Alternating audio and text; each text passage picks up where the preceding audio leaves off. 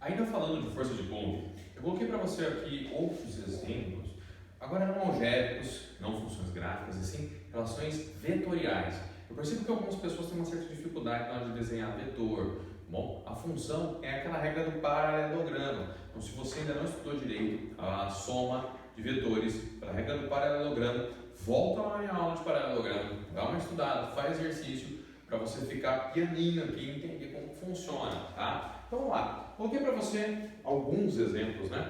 Ó, começar pelo sistema básico, interação entre duas cargas, né? Eu tenho aqui 1, 2 e 3, interação entre duas cargas, para você perceber como funciona o princípio de Diffie. Como é que funciona o princípio de Diffie que eu te falei? Para desenhar, você vem, liga o centro das cargas um ao outro, tá? Então eu vou fazer a mesma coisa em todos aqui, ó.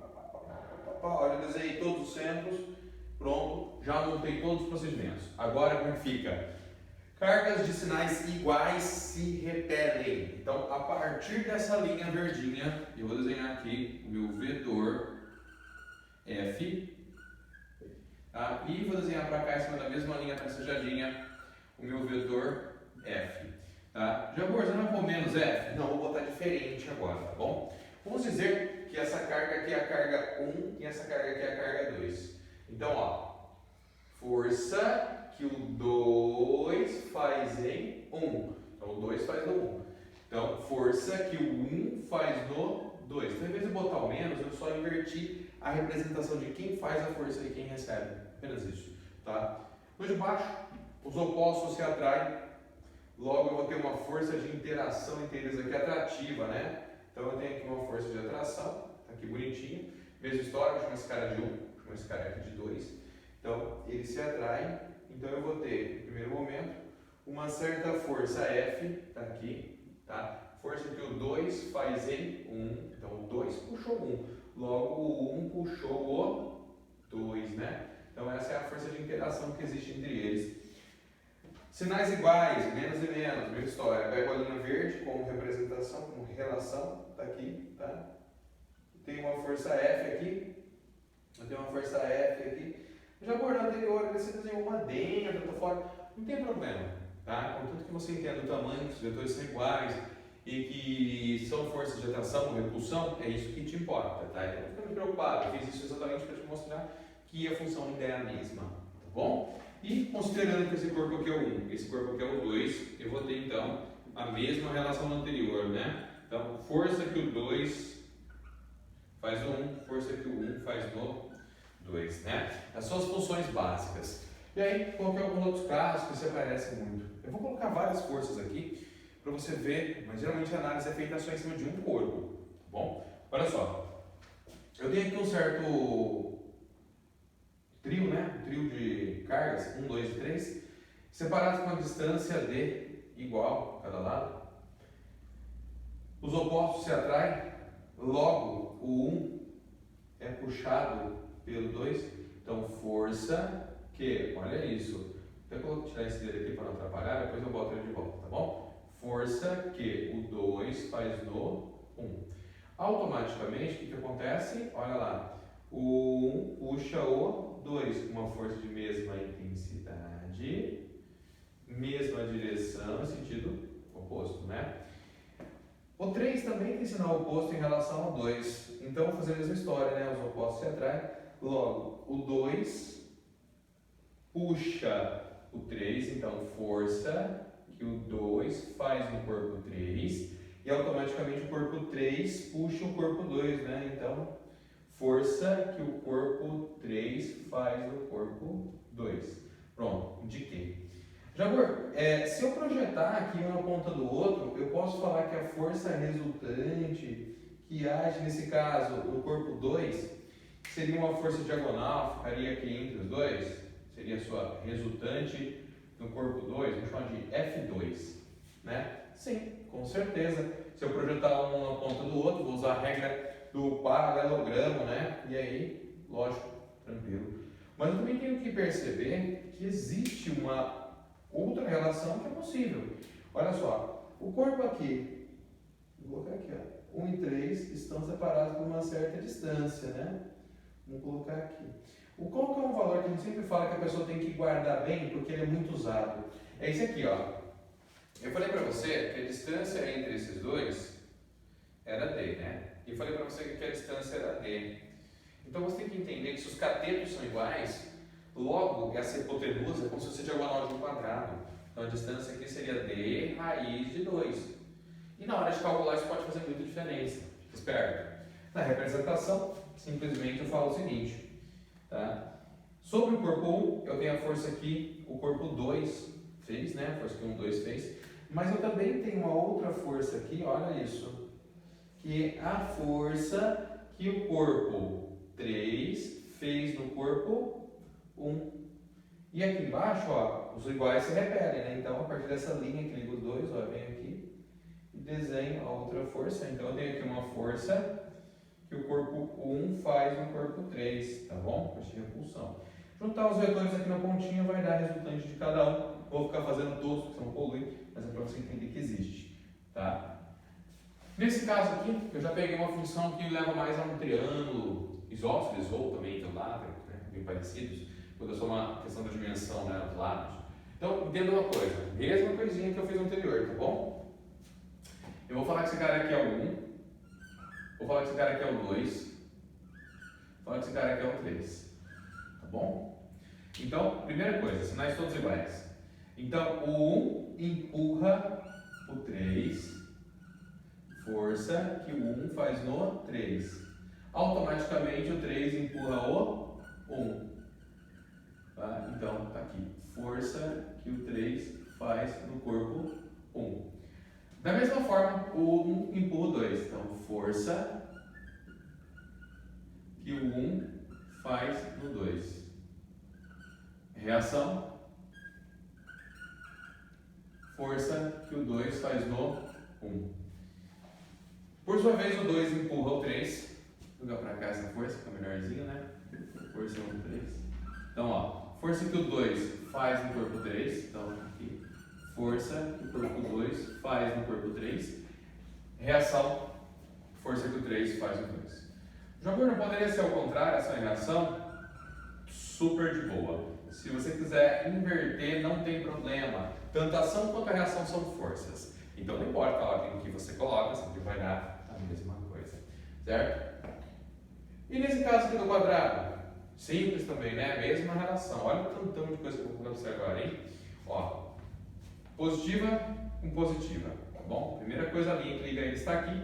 Logo, eu entendo o seguinte, que o corpo 1 faz uma força de repulsão no corpo 2. Logo, o corpo 2 faz uma força de repulsão no corpo 1. Tá aqui bonitinho. Força que o 2 faz no 1. Da mesma maneira, o 1 empurra o 4. Então, força que o 1 faz no corpo 4. Tá vendo? Ação e reação. O corpo 4 empurra o... Perdão. Equívoco meu. Os sinais são opostos. Então, ele não empurra, ele puxa. Equívoco, tá? Já corrigido, força que o 1 faz no 4, tá? Vou trocar aqui.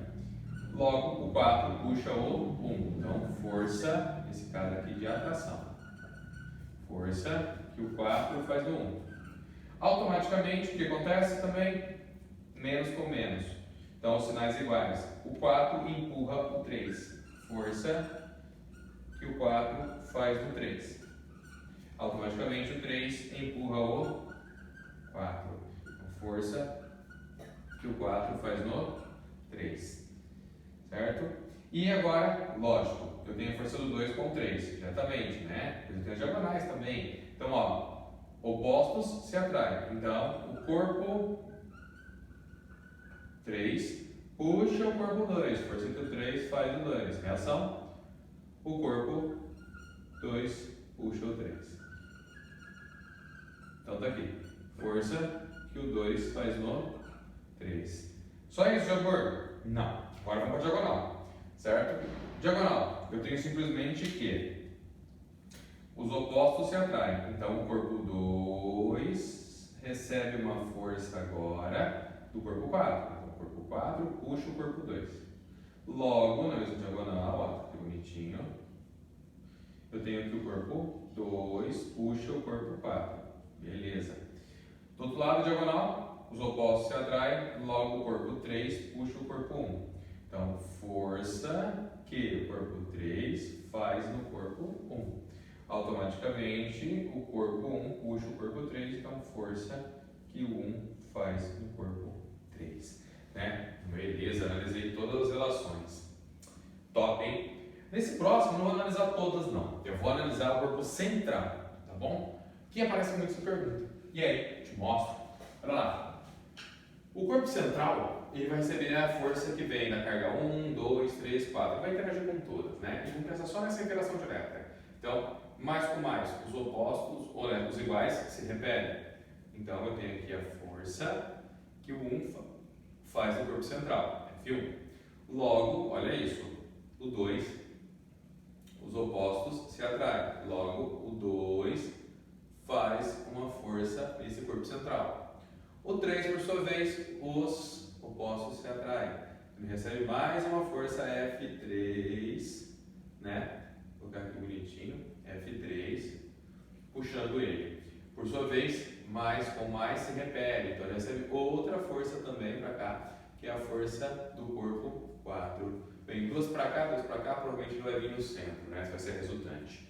Mas, vamos colocar. Se eu projetar aqui na ponta os dois do mesmo jeito, projetar aqui na ponta os dois do mesmo jeito, certo? Eu vou ter uma resultante nesse caso, e essa resultante pode ser indicada como sendo uma força resultante para a direita. Nesse caso está fácil de ver, né? Bem direto. E essa última interação, eu só coloquei para poder comentar algo que já foi dito, que é a interação atômica, o átomo de Rutherford, para você, primeira parte dessa aula, explicar. Eu também falei para você em corrente elétrica, a mesma história. Tá? O que você tem que lembrar? Os opostos se atraem. Porém, ele recebe aqui uma força de interação, né? Uma força eletrostática. Aqui. Fel. Também chamado nesse caso de força nuclear fraca, né? Que é a força entre os prótons, o núcleo, né? E os elétrons na eletrosfera, né? Força nuclear fraca. Qual era forte? Entre próton e nêutron, núcleo, né? Então, beleza. O elétron, por sua vez, puxa o próton com a mesma intensidade. Tá aqui bonitinho. A força é a mesma. A diferença é que o núcleo ele tem mais massa, então ele é mais estável, não sai do lugar. Né? Ele tem uma inércia maior. Enquanto isso, o elétron ele tem tendência a movimentar-se em linha reta, ele possui uma certa velocidade. E pela regra, o que acontece? Em cada ponto que você pegar exatamente esse elétron, vamos pegar alguns pontos aqui para te mostrar. Ó, elétron,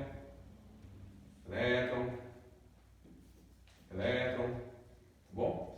Em todo ponto na circunferência, o corpo, pela regra da inércia, né, tende a movimentar-se com velocidade constante e retilínea. Então, ele tende a passar em linha reta. Essa é uma tendência de movimento, né? Ele tende a. E em cada ponto que você tiver aqui, exatamente, você vai ter uma interação, uma força elétrica puxando ela para o centro. Nossa, Jabor, olhando dessa maneira, parece que você está falando que essa força elétrica é como se fosse uma resultante centrípeta.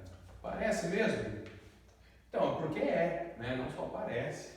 Nesse caso, essa força elétrica que age no elétron, essa força nuclear fraca, ela é a própria resultante do tipo centrípeta. Tá? Então, isso aqui é um exemplo que a gente pode citar. E, lógico, eu uso lá na minha aula de dinâmica do movimento circular, você vai ver a mesma coisa, porque é uma coisa que eu gosto que você guarde, fique bem firme para você. Galera, isso aqui são alguns exemplos vetoriais, eu tenho muitos, não calculei nenhum, apenas quis desenhar o vetor para você ver como que se faz isso. E aí, é uma questão agora de calcular, apresentar as distâncias. Top?